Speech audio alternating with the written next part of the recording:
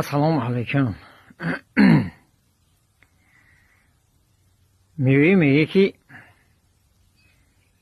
یگان دختری با ایمان با توفیق باشه که کلم کنیم. راست میگوی.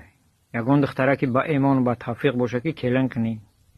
یکی یه بار تو خودت بگر ختنگاه که خوناو در تنگاه که خودت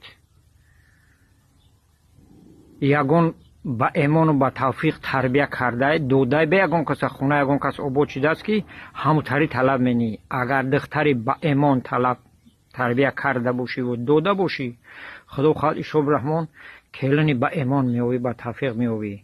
نیکی بسیار ایمان دارو را کو همون سقیق بچه یا خیل بچه است که یا خیل بچه است که میگیرن همون را به ایمان منن خچو فهمیدی؟ چون همونطوری میفوره همونطوری به ایمان کنیشو میفوره میگیرن همون را به ایمان منن فهمیدی؟